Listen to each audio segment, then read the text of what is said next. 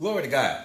Welcome to the Hope Bible Institute. This is lesson number 6 of the Christian counseling course. And today we're going to deal with counseling terms and types. In last week's lesson, we dealt with the counseling terms and definitions. We're going to focus more today on the attention of the types of counseling and some of the terms that are part of it. So we're going to go ahead and get involved in it. Remember a quote that we started discussing last week, but Dr. Mike Friedman actually released a quote that said this: the ability to fulfill began with the ability to define. You cannot fulfill what you cannot define. You cannot fulfill what you cannot define. So we're going to go into the first definition of a certain type of therapy that is offered, and this therapy is called art therapy. We're going to write it on the board: art therapy. Art therapy. If you can understand my writing, art therapy. What art therapy is, it is individual psychotherapy that uses art as a diagnostic and therapeutic tool.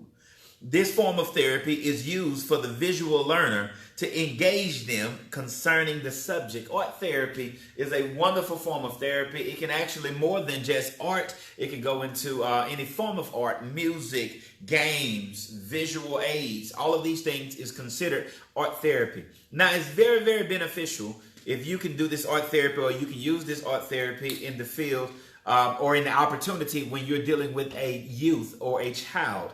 One way that I found to be very, very, very successful in assisting, if you want a child to open up, just start playing Uno with them. Play Uno. If you play Uno with them, you begin to ask the questions that you want to ask. You get a child to open up, and that is a form of art therapy. So it's a very, very good tool to use. Make sure that you look into it and that you find some ways to incorporate that in your practice. Now we're going to go into the second definition. The second definition is a term that I want you to write down: biblical counseling. Biblical counseling. Biblical counseling is what we actually offer as licensed professional Christian therapists. It is counseling or therapy that is based on the principles of the Bible. Counseling that is designed to be therapy for the whole man.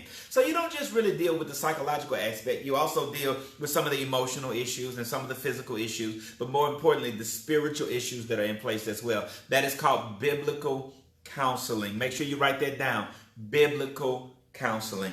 Now, the third one that I want you to understand is called child therapy. We're going to write that one down: child therapy. And you may be asking, what exactly is child therapy? Child therapy is counseling that concentrates on the diagnosis, the prevention, and the treatment of mental disorders and problems in people under the age of 18 years old. If they're under 18, if they're 17 and under, and you're treating them or you're counseling them or you're giving them some form of therapy, it is considered child therapy. Child therapy. That's what it's called. So I want you to remember that so you'll be prepared for your exam. Child therapy. Here's the fourth one. The fourth one is a term called conditioning. Conditioning.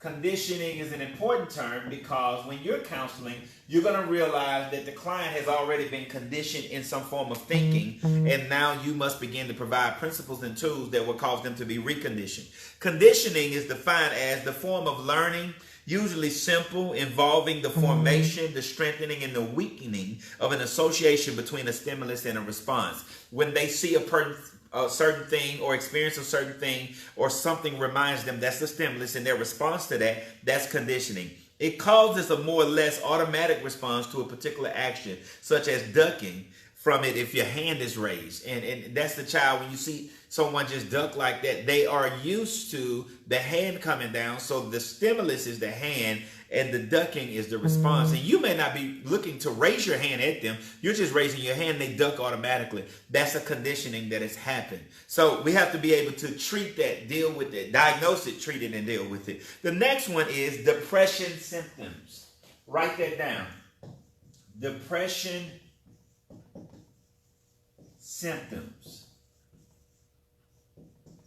Depression symptoms. What are depression symptoms? It is those physical and emotional signs that indicate a person is depressed, such as the lack of interest in things, the lack of interest in people or activities, negative outlook towards life in general, a lack of positive outlook, or the feeling towards everyday life. These are depression symptoms. Normally when a person is depressed, they go through a hopeless stage. And in that hopeless stage, we talked about the DABDA scale. You have denial, you will have anger, you will have bargaining, you will have depression, you will have acceptance, you will have all of those things that would take place in that DABDA scale. So what you want to pay attention to are the symptoms. If they're losing weight, if they have loss of interest and loss of concentration and all of those things, these are called depression symptoms. Make sure you fill that in blank number 5, depression symptoms. Now we'll go into number 6, the next one. It is called drug abuse counseling. Drug abuse counseling. Drug abuse counseling. What exactly is drug abuse counseling? Drug abuse counseling is this: therapy that deals with the abuse of drugs, whether prescription or non-prescription, the reason for the abuse and the ways to combat it. That's drug abuse counseling. Therapy that deals with the abuse of drugs, whether it's prescription or non-prescription. You find out what's the reason of the abuse and how do you combat this abuse. That's called drug abuse counseling. Now the next one is very, very, very similar to it. It is called drug counseling. Drug counseling. Let's go over that. Drug counseling. It's not drug abuse counseling. This is called drug counseling. Similar term, slightly different definition. So you want to know this definition, and this is how you can relate to it. Therapy or treatment devoted to helping a person overcome the habit of taking drugs to deal with the world or to deal with a lifestyle that centers around taking drugs. So drug abuse counseling deals with the abuse of prescription or non-prescription. Drug counseling deals with someone that feel like they have developed an habit or an addiction of dealing with drugs in order to approach life, and their life centers around it. So you don't have that word abuse in the definition of drug counseling. That's one way that you can commit it to memory and you can help you out. Let's go into number 8. Number 8 is very simple. It is called elderly person's disorder. Elderly person's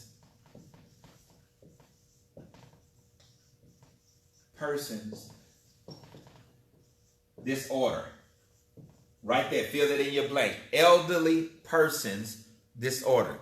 Excuse me. It is a group of mental and emotional problems as they affect primarily older persons, such as depression, grief, muscle memory, and memory impairments. All of these things are part of the elderly person's disorder. Some of the things that naturally come with being an elderly person. Now, we know that we can treat these things psychologically with some of the biblical principles as well as the psychological techniques. But these are some of the natural things that come with being an elderly person, and it's called elderly person's disorder. We're going to go into number 9. Number 9 is emotional counseling.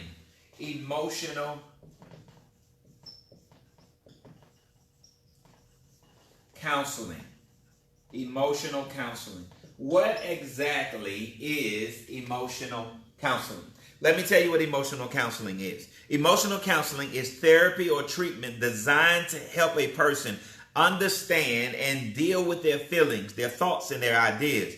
Ideas are important as far as the emotions they evoke. I want to let you know about emotional counseling. Emotional counseling, you cannot begin to treat a client that is dealing with an emotional issue without dealing with the psychological process. So you'd have to deal with the thoughts that are being thought, because every emotion are directly connected to a thought that is in the mind. Every emotion is directly connected to a thought that is in the mind. So emotional counseling, for instance, if the client has anger issues, well, we know that anger is nothing more than a secondary emotion. I'm going to write that on the board, anger. And we'll show you how that works. So you have anger as a secondary emotion. There would have to be a primary emotion like disappointment or fear or all of those things, because anger only comes as a secondary emotion. So when you're doing emotional counseling, you'll be able to deal with the client and talk with the client on those bases to let them know that the thoughts they are thinking and draw the connection between the two. Now we're going to erase this for a second and we'll go into, I believe, we may be over here in number 10. Number 10. Number 10 is called gay/lesbian issues. gay slash lesbian issues. Gay slash lesbian issues. That's what it is. This is what gay slash lesbian issues. It is the ideas, the conflicts of having to do with sexual orientation, the ideas and the expression affecting the acceptance or the non-acceptance of sexual orientation. Now, you have to be careful with this because as a licensed professional Christian therapist, we know that our belief is in alignment with what the Word of God says about behavior and habits and practice of sexual orientation, and that we're not in favor of the gay or the lesbian lifestyle itself. But I can't treat a client if I don't begin to love that client, help that client, and get that client to trust me. So I just can't shut him down out of the door and do all of those things. I have to work to make sure that the client understands. And I have not yet treated or met a person that is battling in a lifestyle of homosexuality that does not have some form of trauma in their life. I haven't met them yet, but I'm not saying they're not out there, but I'm saying that it can be treated. It's a psychological and a spiritual or psychological oppression that is coming upon their lives, and we are there to help them with that. So we can't close the door just because they live an alternative lifestyle. It is our job to help them and to love them where they are, and then lead them to a place of healthy living. That's our goal. So I want to go with number 11. I'm going to switch pens for a second to write in a different column. Number 11 is called grief and loss issues. Grief and loss issues. That's what it is. Grief and loss issues. What is grief and loss issues? Grief and loss issues are problems, thoughts, and ideas revolving around the grieving for the loss of another human being due to death or absence. Due to death or absence. That is grief and loss issues. Problems, thoughts, and ideas revolving around the grieving for the loss of another human being due to death or absence. That is grief and loss issues. Grief and loss issues. Now we're going to go into number 12. Number 12, healthy living. Healthy living is defined as approaching life in a balanced way that ensures success and well-being in physical, social, psychological, and emotional aspects. That is called healthy living. Healthy living is having a balanced life. It is not just you having a developed mind. It is not just you having happy emotions. It is you eating better. It is you living better. You focus. You're alert. You're progressing. Your relationships are good. That is a healthy, balanced lifestyle. So healthy living is a balanced lifestyle all across the board. Number 13. I particularly love this definition because it is the practice that we practice in ourselves, and it is holistic counseling. What is holistic counseling? This is what holistic counseling is. Holistic counseling is therapy that approaches a patient's situation from a point of view of the whole person, involving all aspects of the person's life and health. It is me asking questions about your religious background, your stance in Christ now, your focus, your relationships, your eating habits, your sleeping habits. It's holistic counseling that I begin to approach from that perspective. That's holistic counseling. Number 14 is individual therapy. Now, to simplify what this is, individual therapy, I'm going to read the definition first, and then we're going to discuss what it is, individual therapy. What is individual therapy? Individual therapy is counseling or treatment oriented to the individual patient over the family or the social context of situations. In other words, to simplify, individual therapy is you counseling a single person about a family matter, but the rest of the family is not there. That's individual counseling. You're counseling a single person about a matter that took place in the office at work, but everybody else is not there. It is you counseling about a whole picture situation with a single person. That's called individual counseling. Individual counseling. Another term is infertility.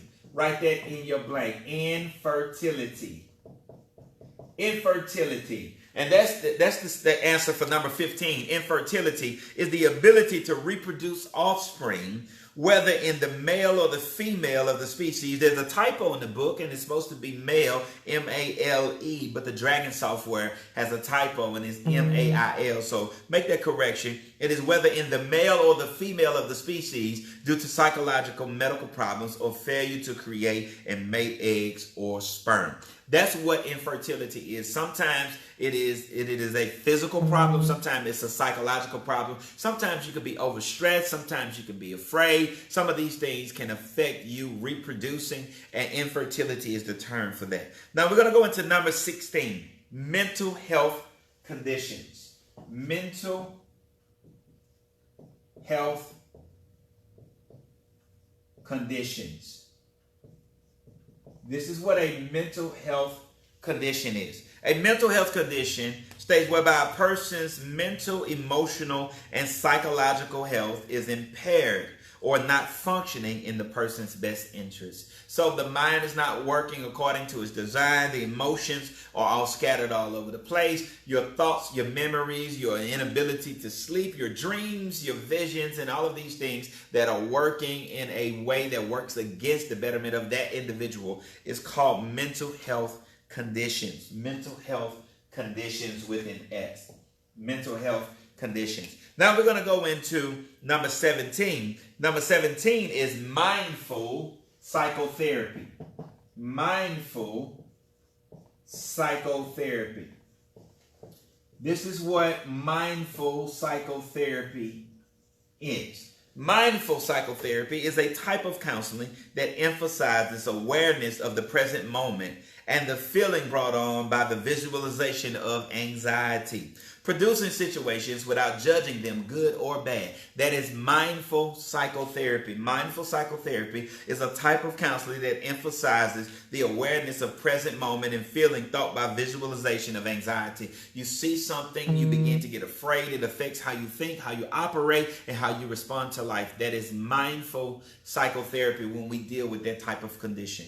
Now, the next one, number 18, has become very, very, very popular in today's time. It's called online therapy. Online therapy has become popular due to the tech age and the information age that we are in. Is when you have an individual or group counseling or discussion conducted via internet, otherwise known as online. It is when you having therapy. You can use it through Facebook Live, through Instagram, direct messaging, all of those things that are available, tools that are at your disposal. So that is online therapy that you offer. And you actually can get some very good quality clients out of that opportunity right there. But I want you to make sure that if you're doing online therapy, I don't want you to do it and not give your best to your client. I want you to give your all to your client, though they may not be physically sitting in your office. Let's go into number 19, pastoral counseling. Pastoral counseling. Write that down, pastoral counseling. Now, this is not just limited to pastors. This is limited to anyone that is in ministry or anyone that has received a religious degree. For instance, the majority of our students have gone through all of our programs and they've received a bachelor's degree in theology, a master's degree in theology, and then a doctorate degree in theology or a doctorate degree in biblical psychology. And what pastoral counseling is available is a covering form of a counseling that is available to anyone with a religious studies degree. So if you may not necessarily be a pastor or in the ministry, but you've received a religious studies degree, a bachelor's in theology, this still applies. Pastoral counseling is therapy conducted by a religious leader or a clergyman, usually based on religious texts and ideas as the proper course of actions. That is called pastoral counseling.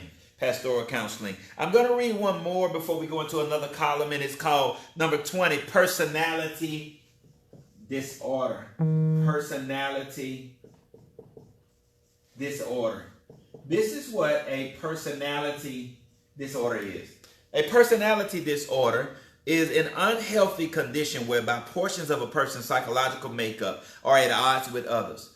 Well, every person may work against it. Well, the person may work against his or her own best interest. That's a personality disorder. It's a psychological makeup where your personality. You know, when you lose a job over here, then you go over here and you lose the job, and you say that people are always picking on you. And the common denominator is everywhere you go, you're the person that problem showed up with. That it may be a personality disorder that you may need to learn how to define, develop your personality, and conduct yourself in a better way. That's personality disorder. Now we're going to switch gears again. We're going to go into number 21, and it's called relational psychotherapy. Relational psychotherapy. What exactly is relational psychotherapy? Relational psychotherapy is an unhealthy condition whereby portions of a person's psychological makeup are at odds with others. Excuse me, I'm reading the wrong one. Relational psychotherapy, is counseling or treatment based on the relational theory that says the establishment of an authentic mutual connection and relationship is a human necessity, and that this connection from these type of relationships is the source of psychological problems. In other words, it is a human necessity for you to desire relationships. That is a need of every person to have some form of relationships. Now, a relationship therapy is you, if you're having issues in those relationships, it affects you psychologically in other areas where you can't really conduct yourself in an advantageous way. Then relational psychotherapy is me or the counselor administering therapy for the relationship to help get you into a healthy psychological state of mind. That's relational psychotherapy. The next one, number 22, is relationship counseling. Relationship counseling. What exactly is relationship counseling? Relationship counseling is therapy that deals with the interaction between two people and how they deal with each other and others as a pair in a one-on-one relationship, dealing with each individual need, wants, and preconceived ideas. Now, let me tell you about relationship counseling. Relationship counseling is very, very good to use. Interpersonal relationship is how you are in a relationship with somebody else. Relationship counseling is actually for the advantage of getting the most out of that relationship. So you want to make sure that you distinguish relationship psychotherapy with relationship counseling. Let's go into number 23, relationship problems. Write that down in your blank. Number 23 is relationship problems. What exactly is relationship problems? It is disturbances, emotional, social, psychological, and even sexual that arise in a relationship and the person conducted between two people, and personal conduct between two people and how they deal with them individually and collectively as a pair. Relationship problems. It can be communication. It can be managing finances together. It can be the lack of intimacy. It can be trust issues. All of these things are considered relationship problems. Now, number 24 is spirituality. I want you to make sure you write that in your last blank. Spirituality. What exactly is spirituality? Spirituality is the feelings, the thoughts, and the beliefs about or the study of God, spiritual beings, or a person's relationship with religious thoughts and ideas. Spirituality is more than just a religious denomination or a church name. It also deals with the worship of gods and other gods and things of this nature that are really, according to a licensed professional Christian therapist as myself, there are no other gods. Excuse me. However, I can't turn the client away just because they worship something else. I have to be able to help them with their spirituality and prayerfully conduct myself in such a way and be successful by the guidance of the Holy Spirit and the integration of psychotherapy techniques that I will lead them to a place where they will honor the Lord Jesus Christ as Lord. That's my goal. But I administer. So if I had someone come into the office once before and they were an atheist and they said they didn't do this. We wanted to pray. And they said they're not going to do this. They don't pray because they are an atheist. Then I said, okay, that's understandable. And I grabbed them by the hand. I said, come on, let's pray. because prayer is something we do in my office. I'm a licensed professional Christian therapist. I know that you are an atheist, and I know it may appear, but we're in my office, and I have the influence. And if that's the case, and it's understandable if you don't want to be a part of that, but I know a part of the huge success of my practice is that we integrate prayer and biblical principles. So we're not going to vacate it just to pacify someone's spirituality, but spirituality is the term that we define. Okay, now let's close out. You have lesson number 5. You have 43 different terms that you study. In lesson number 6, you have 24 more terms. You have to study both lessons, 5 and 6, all of these terms, because now you have an exam that is available that you're going to have to take. And you must take this exam, and it's going to be your terms and definitions exam. So make sure you study them. Make sure you are prepared. The exam is up and ready for you to take. God bless. Have a great day. Amen.